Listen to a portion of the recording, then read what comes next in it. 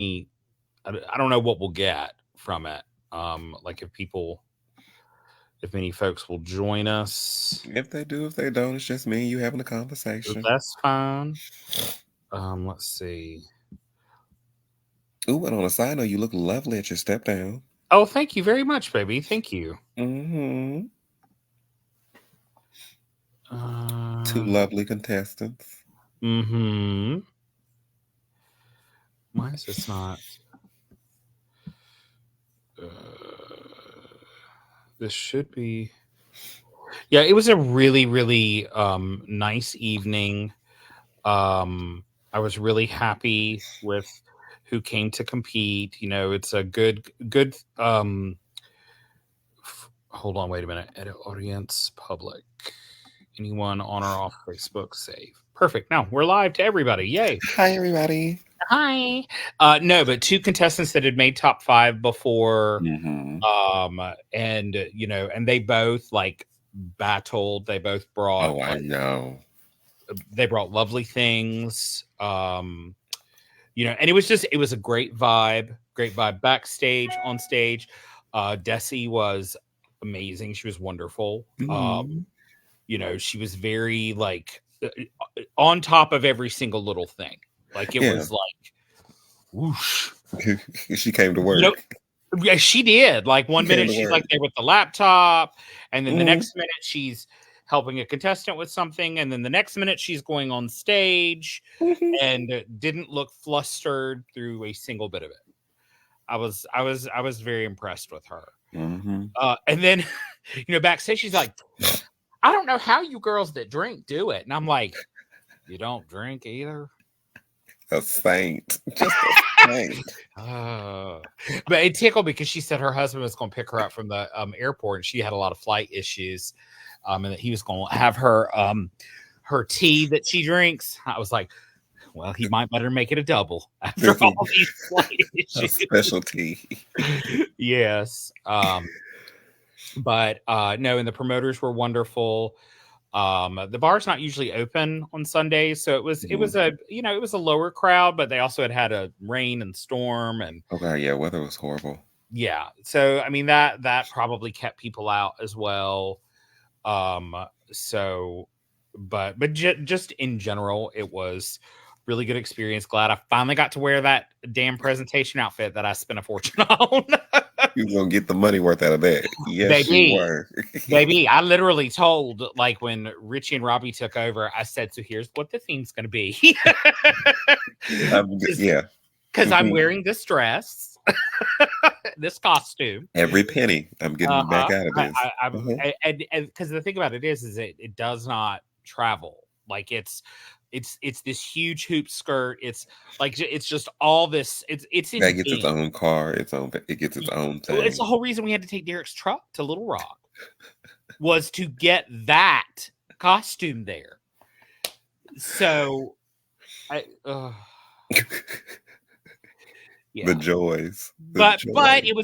it was so cool. It was such a cool moment, and it was the reason. Like it was what because my costume when I won Miss North Carolina, that's when we had creative costume, Mm-hmm. was the same concept, the opera diva and the Mm-hmm. pipe organ. Come on, a full circle. Yeah, so that was the whole reason that I'm like, this is what I'm doing.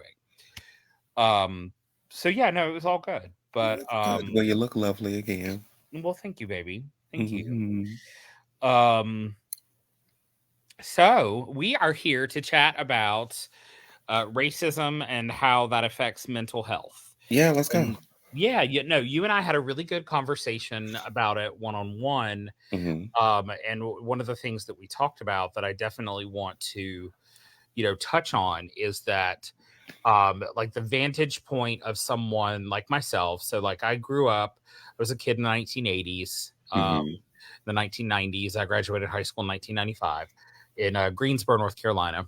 Mm-hmm. Um, and then for about 3 years lived in DC, lived outside of DC, and was frequently in environments, whether it was like older relatives, what have you, where you would hear really racist things Yeah. casually said.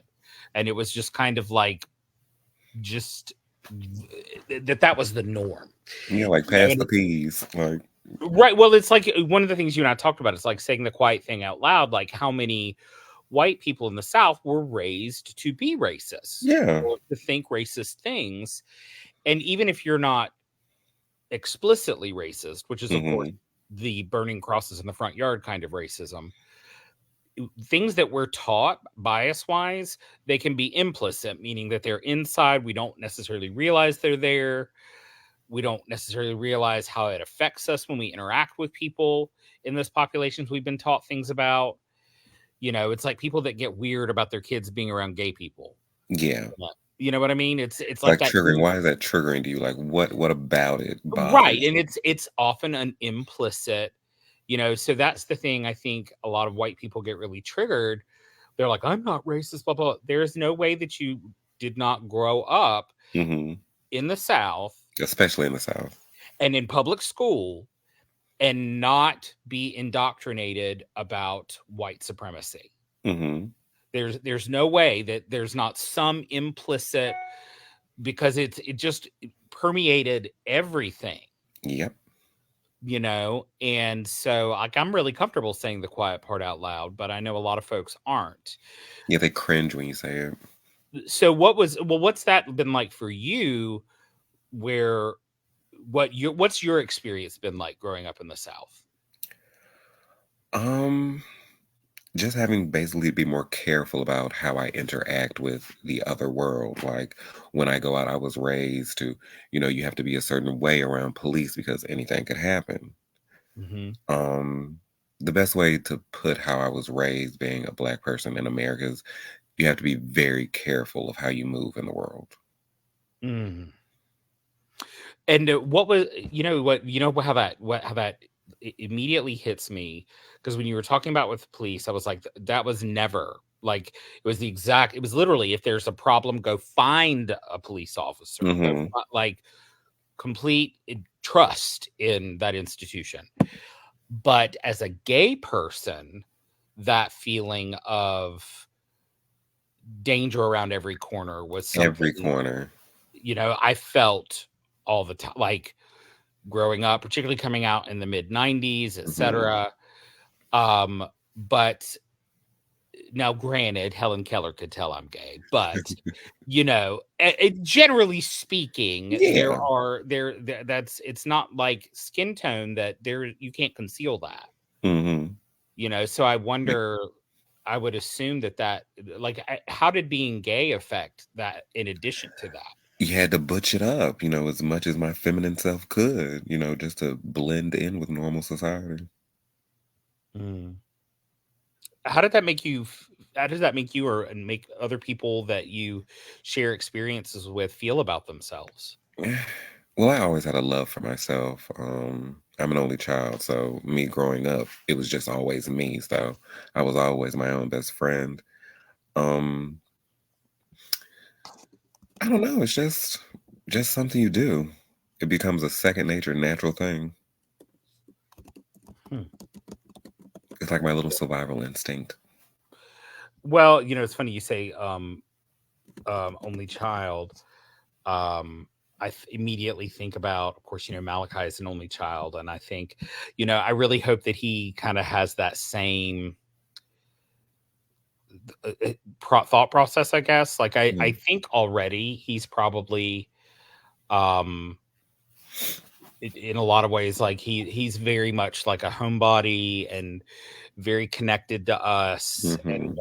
wants to have time with us, and you know he has a hard time when we're away. Like Miss America was a really rough, it was I rough. can imagine. um so do you find, that, like, trying to have you found situations, particularly in our community, where you've talked about experiences related to race, and it's maybe not been well received, or people have been kind of tone deaf? Well, when it comes to me, I always hang around birds of a feather flock together. Mm. So I'm usually around people like myself. So it's almost an unspoken thing with us. Like I could be with one of my sisters and something shady or something, or someone says something. I don't have to say anything to her. I can just look and we both instinctively know like this and that. Mhm. So it's not anything that we really talk about because we live it.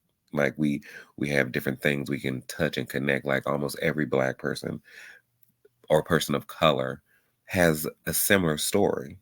Mhm. Like we connect on so many levels just by racism and things that have been done to us. So it's not really a spoken thing. Now when I'm hanging around people that are not like me, that's when there are certain nuances that you have to take, because they're easily offended when we get to having conversations like this. It's almost, you can watch and feel them cringe when something about racism or the treatment of Black and brown people, it's almost like they curl back into themselves. What do you think that's about? Like we had talked about previously, I think it's guilt. Like even though they physically didn't do anything, they know that it was wrong, and they don't, and people don't want to admit when they're wrong. Mm.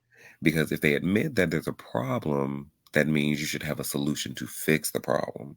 But people are still getting benefits from the problem, so Mm. why fix it? What do you think it would take to fix it? Acknowledging that it happened. Because look, in our country right now, they're trying to erase history, Mhm. change history, and make people, excuse me, I don't know, You're might fine, be baby. catching a cold. They're trying to make people forget what actually happened when there's documented documents of things that happened. Mhm. But they're trying to water it down because, oh, we don't want to make little Timmy and little Susie feel bad. Baby, this is history. It happened. Mhm. We Mhm. know about the Holocaust. Mhm. We Although know there's about everything else that everybody else. yeah. But when it comes to slavery, that's the elephant in the room that no one wants to talk about. Well, and even not even just, I mean, like, when we think about in the history of our country and our culture, you don't actually even have to go back as far as slavery. You can go back to segregation, Yes. and that it was considered like it was not only legal, but it was considered ethical to Hmm. have separate watering fountains, Yeah. to have separate schools, to Separate have religion. yeah, I mean, this very bizarre, like, when I think about it just in really humanistic terms, it is completely and utterly bizarre. Yeah. But, but then when you start really digging deeper, and I talk about this in one of my classes, and these things are not common knowledge for people, like redlining. Are you familiar with redlining? Yes. Yes. Okay. So, well, your average white student is not. That literally the guidelines were done in such a way to prevent Black people from gaining access to certain neighborhoods. Here recently, I was having a conversation with one of my friends, and they didn't know what a sundown town was. Oh, my Lord Jesus. I And was like, see, yeah. But then, and they still exist to this no, day. I know, baby. Um, I'm not gonna say any out loud, but I know. North Carolina got a few. Ta-da! um, but it's like, and I think, and this is where, like, sometimes I will try to go into like the logic lane on this conversation, Mhm. try to put my social scientist hat on and kind of disconnect a little bit from the feelings part of it. Yeah.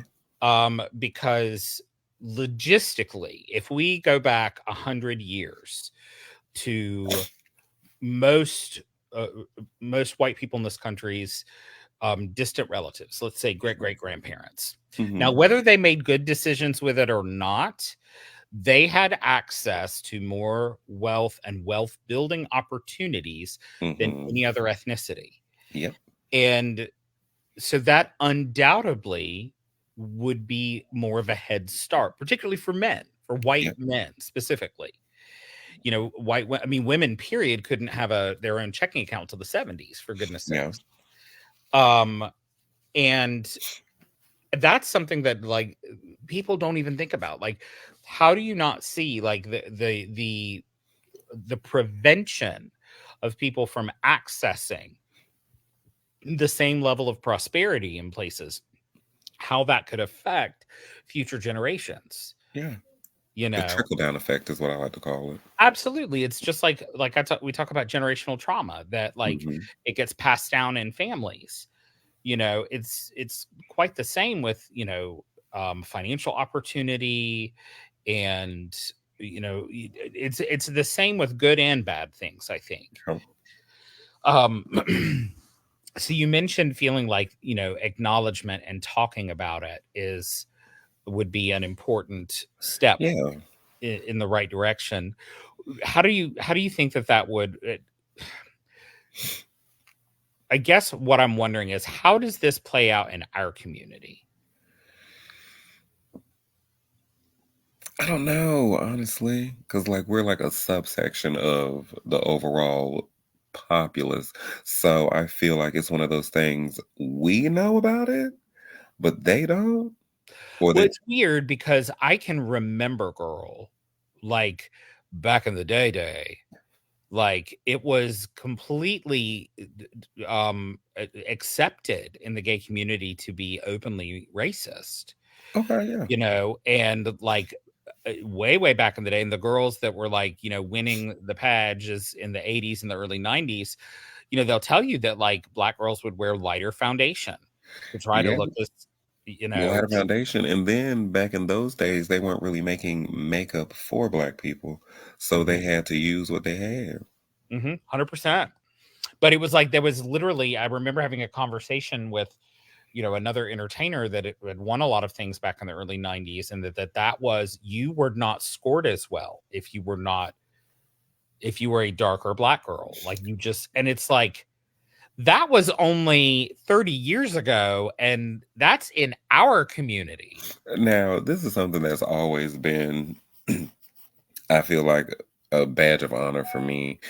And what made winning Miss North Carolina so special for me is because I felt like I was entering into two sisterhoods. Mhm, One Miss mhm, North Carolina as a whole, and then all the girls of color that won Miss North Carolina because there aren't that many of us. correct. I want to say it's maybe 7 or 8 now. Let's see, because Elite was first, Hmm. and then was Sade the next? I believe so. And then hold on, I'm gonna have to go look now um We've because it's got gonna drive me crazy if I don't go look it up. Um Sade. Sade, and then Now I don't know them in order, but I know their names. We uh got Sade, Tyler Cole, Tyler Cole. Deidre Panucci, Uh Luscious, Kiara, Sanaya, yeah. me, Chloe. So I mean, I will say that in the last 10 years, um we've had more girl queens of color win Miss North Carolina than, but, like, even Miss America, like, it wasn't Asia the last queen of color to win Miss Yes, she America? was. So, you know, my hope is that there's forward movement.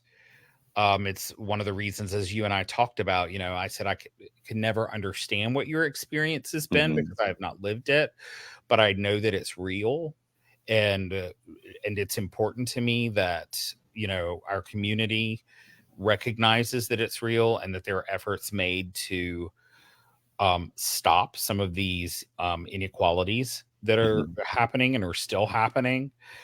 Um, because, well, I mean, I'm much like my son. I'm very focused on fairness, even though life is not fair. Right. We're just trying to make it as fair as possible. Absolutely. So what do you think is the impact, since, we're focused very much on mental health on these topics. What do you think is the impact on mental health for people that are for our, our black and brown siblings walking through the world, experiencing things and being aware that they're experiencing things that their white siblings are not experiencing? What do you think the impact is on mental health? Scary. Always having to live on the edge, especially if you're a person of color and gay. Like Hmm. any space you walk into could be a potential danger. That's why safe spaces are so important these days. Because Mhm. literally, you could just be going to the mall and get gay bashed. Yeah. Like, you have to literally pick and choose where you want to go if you're that type of person. If you're not comfortable in your sexuality and your skin, Mhm. like, it's a little harder for you to go out to certain places. Mhm. Because all it's going to take is one person to call you a slur, and then Mhm. Lord knows what might happen. Yeah, I mean, and we know with humans in general, chronic exposure to fear, or and that kind of anxiety, you get sort of like a hair trigger fight or flight response, Hmm. and then that starts to affect your physical health. Most commonly like your immune system, gastrointestinal system, etc. Like it's not good for us to be chronically exposed to situations where we feel like we are in mortal danger. Put it Um, like this: whenever I go into a club, especially if it's a new one, I always make sure I go around it to make sure I know where all the exits are. wow, wow. Like, 'cause the first thought in my head is like, that's not something that I think about going into a club. A brunch, maybe a little bit. Mm, particularly nowadays. Um, but I hope that someone watches this and hears that and goes, "Wow, I don't have to think about that or worry about that." I hope that resonates for someone I hope that it does too. yeah. Speaking of resonating, so your talent from Miss America was such a powerful, for anybody that's watching that doesn't know, she won overall talent at Miss America. It was by her own self on the stage. Yeah, yeah, you sleep with that every night, don't you, baby? It's right beside my bed, right beside Goldie the Crown. I love it. I love it. Oh, that makes me happy. I like to wake Um, up to excellence. indeed, indeed. So what inspired you to do the talent that you did? Well, I've always loved spoken word talents and doing songs that have a meaning and something behind it. And when it comes to talent, like I was just thinking, like, what could I do? Like, I'm tired of doing Anita. Like, I want to be more open. Because they always tell me in critiques, we want a little bit more. We want to see more of you. So I was sitting listening to music one day, and I was talking to my uncle DJ Bonet, and he was like, "I got an idea." I was like, "What's up, babe?" He sent me the song, and I listened to it, and I was like, "Okay, that's cute." Then I was like, "But we need something in front of it because the song is nice. It gives my backstory, but there's more of a story that needs to be told. We need something extra." So we spent weeks and weeks searching through so many spoken word things, and then I found it, sent it to him, and he was like, "Okay, that's it." But I was like, "Wait, it's still missing something else. We got the message going, but with America, they want extra. What could we do extra?" He was like, "Slideshow." We made a slideshow and put it all together, and there I was on that stage. When I tell you, it was the scariest thing. Really? What It was so was so scary scary about it? because, like, first of all, that's a tough topic to tackle, and that was my first time doing the number in front of anybody. And I hadn't even seen the slideshow behind me because the DJ wouldn't send it to me. So in those brief moments when I would turn around, I would see the slideshow and I'm already caught in emotions from the song. It was just it was a moment for me on that stage by myself because it literally felt like the world was watching and it was just me in the spotlight. That is magic. Like, and at the end of the song, like I was so caught up in emotions, I was like, I don't know if they liked it, I don't know if they loved it, but I did it for me. I gave my bow and walked off. The people said I got a standing ovation. I couldn't see it because I was like, I'm about to cry. I have to get off this stage. I will not let the judges see me crying on this stage. And I scooted on off. Well, I mean, and you have such a powerful stage presence that not every queen could pull off what you did, but then that and the fact that it was such a powerful message, what did it feel like when they announced you as the talent winner? Which night? Prelim. We can start with prelim. So I actually missed getting my preliminary award Oh no! because it was during a review show and one of the entertainers was up. I think um bel no, Kirby had just came off, I want to say. So they were going into the second round of entertainment.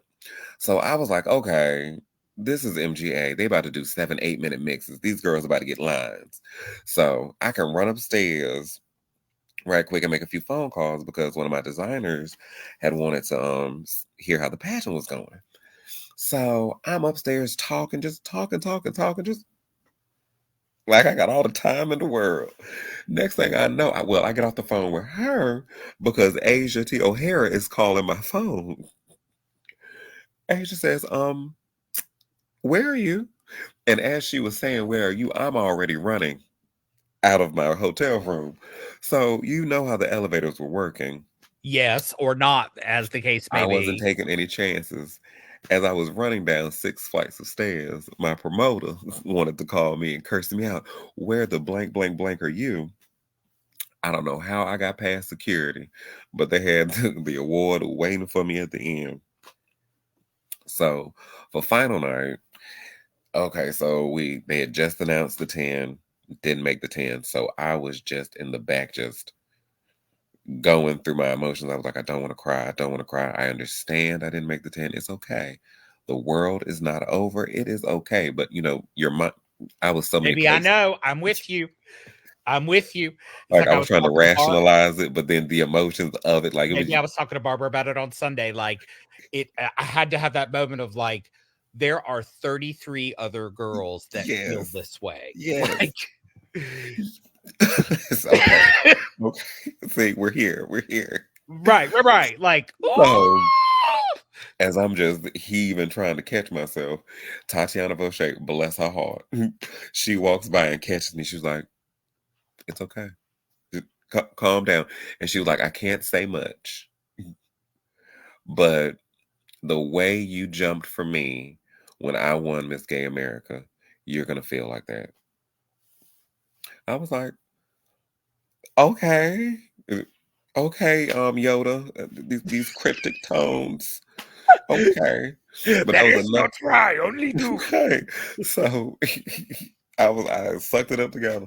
So when they're going through the awards, if anybody knows me that's been in a pageant with me, I'm the girl that talks during the top 10. I talk while they're going through everything. I'm with my sisters. So girl, how you think this about to go? We just in the back going through it. So as they call it out, Michael had said, I'm glad she's here to accept the award tonight. I remember that. And it was like everybody just turned in and looked at me as I scooped, excuse me. Because I just knew Princess Prozac was about to get that. I just knew it. Because she was right before me and she had danced the house into oblivion for Jessie J as a solo talent. Yes, she did. And I performed Yes, that she song did. on brunch and never thought of doing a dance to it. And I was like, okay. Yeah, she turned that for sure. She was incredible. Yes. Mm. Um, wow. Like, but how, for as emotionally raw and vulnerable, and that moment of, and you and I had several conversations about like the same thing, just being your authentic self, not Hmm. feeling like you have to like package yourself the way that like the pageant thinks or whatever. Like Hmm. that, I can only imagine that that must have felt really validating to have make it a choice to be so vulnerable, to talk about an issue that's so important, and for it to be so unilaterally accepted and endorsed as winning this category. Like the feeling, it was a very freeing feeling because when I was doing it, it wasn't about me anymore. Mm, It was about my community and what this represents in the community. And this mhm. is a story that needs to be told. So it wasn't about me. Like I did it for my community and I did it for everyone to see. Like we do have a problem in America, and there is a problem in There America. is. There is. There's a couple of problems. A few problems, You but know, just one at a time. But right, no, but of course, in this conversation, from the vantage point of being somebody that's in education and mental health, um, I see this when there are these narratives about being less than. I see it Hmm. affecting what people believe that they can do and accomplish, or affecting their anxiety or depression because of what an environment says about them or how it makes them feel about themselves. So of course, immediately in my mind, I'm like, what do we need to do about this? How do we try to, you know, Hmm. but then I also kind of have to try to temper that without, being the whole white savior situation, Yeah. that kind of cringy, like, Hmm. that ultimately this is, I think, where I've landed is making a decision to be anti-racist, that it's not cool if people say racist jokes around me or say Hmm. racist things, being very intentional about shows that I book, having a diverse cast in Hmm. them. Like, to me, that's what I can do. Are there other Okay. things that you would encourage or recommend? In the community, I feel like that is a great step. Like, if one person does it, then another person does it. Everyone's going to be on the same page on it. Hmm. Like, all it takes is really one person to start the wave. Yeah, no, because uh, and I definitely have seen some shifts and some casting, and it makes me happy to see it. Hmm. Because there, I think we do kind of need to walk the walk, not just talk the talk. Yeah. I was having a conversation with another friend of mine, like, you can always show someone better than you can tell them. Yep.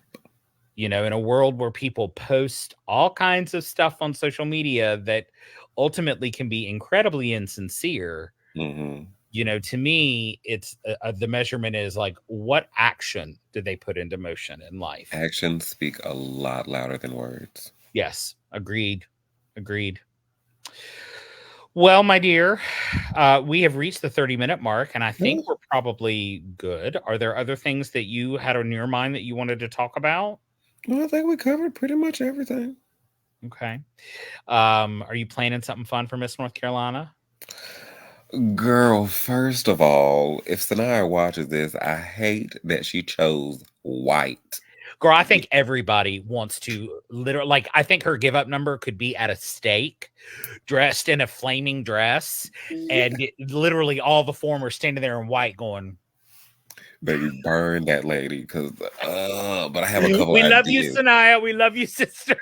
She okay, but I can't stand that white, because white is so hard to keep white. What? Baby, I'm gonna tell you what right now. I'm getting ready to take my presentation dress from Continental Plus and put her in drag, make her look like some sort of druid drag dress, killing with some lavender cowl, some kind of something, and be like, hi.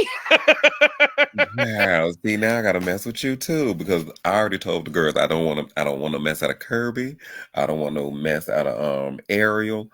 It half of them, because I know they're about to come with some things. Kirby's gonna come out with something fully beaded, uh, something. Listen, as one does, like, we got to throw something on our back. I swear. No, but But I have a my couple thing is, ideas I'm playing with. I literally was like, I'm gonna find some white dress I already got and slap a purple bow on it and be like, "Hi." It's gonna be stoned or something knowing you. Oh well, probably, but I'm like, really, Debbie? Re- Pastels? what last year was pastels. I know. Fortunately, I already had something then too. So See, originally we were supposed to come in black. And I had a whole outfit already planned. It was a night, this all feathers gown. It was girl, I'd have worn my give up dress from Sunday night. see, I like when we can come out of the closet. Now I gotta get something made for this. Hmm. Well, see, this is why I taught myself how to sew, girl. So, Oh, shut up. so I ain't got I to can mess with nobody. stitch. I can stitch. Oh, yeah, but then, I say all that and then in the same breath spend all that damn money at Miss America for other people to make clothes. But I was very busy. I was very But it busy. does sound nice on the stage. It does sound nice. It does, but I can tell you right now, if I get a spot to go back this coming year, I will probably make my presentation costume. What is her theme? Met Gala? Yeah, it's Met Gala avant-garde, and I have some ideas, some concepts. Oh. Right, but and because it's more fat, because I don't most of the things that I make are not super costumey. They're much Hmm. more like a fashion kind of, Yeah. you know what I mean? Like Yeah. This isn't it's a not costume. like, Like this is a garment. It's a yeah, it's more, difference. yes, yes. Like I love to make a gown, love to Hmm. make a dress. You can never go wrong in a gown. So you can never go wrong in a gown. Right. So I feel really comfortable. And it's funny because when I won Miss North Carolina, I was, Broca member of a brokeration. And this is before we had finished our education, any of that. So, like, Hmm. literally, poor church mice. My evening gown, I found it on eBay used. It was that $4,000 Claire's. I got it for $800. And Yeah. and Simpler then times. Simpler right. times. But my first year competing, I made my evening gown, my creative costume, and my talent costume. Made every single piece off on my back. Mm. And so yeah. The first year I competed for North Carolina, I stoned my whole gown 3 days before. Oof. Girl, the night before the year I won, just a fun story. I was doing hair in my apartment until the sun came up. And my drag daughter was one of my backup dancers. So Hmm. she's driving one of our cars. I'm driving the other one, trying to stay awake, chugging Dr. Pepper and whatnot to get to Charlotte. Gotta make it there. Gotta make Uh-huh. it We get there, and I've got my gown here, got all of that, there. got Hmm. everything there. And this is back in the day when formers would come creep into your room to see what you had. Yeah. Oh, I was still around for those days. All the Okay, good okay. Well, times. Kirby finds her way into my room, and if I found out later a little bird had tipped her off. She turned and looked at my evening gown updo, looked at me and said, I'm gonna take this with me. I'll be back. She disappears. It comes back. It looks lovely. Yeah. And but then I got in my head because I was like, oh, but she's here like with other people and blah blah Hmm. blah. So I don't need to tell anybody that Kirby did it because like just got super in my head. So it was so hilarious. Preliminary gown, I'm standing there and all of that. And someone's like, oh girl, love your hair. Who did it? I was like, I did. And Kirby was walking by and was like, and later I'm like, sister, I'm so sorry. I was afraid that there would be like Right. ish And backlash that Kurt was doing or my hair. something. Mm-mm, I didn't want no But points taken. I don't want no points taken. yeah, I don't want any kind of grief. Hmm. You But know. that's the thing though. If you ever look at it, whoever wins Miss North Carolina, there was always a lot of North Carolinas around her before she Mhm. won. I agreed. Because I we all mean, tend to, whoever we think might win, we all tend to, yeah. right. It's very the sorority. I always refer to it as Hmm. a sororital fraternity. It really is. Yes. And it's like, and we all love each other, Hmm. and there are some bonds are stronger than others. And Hmm. you know, but ultimately we all still share this Yeah. connection.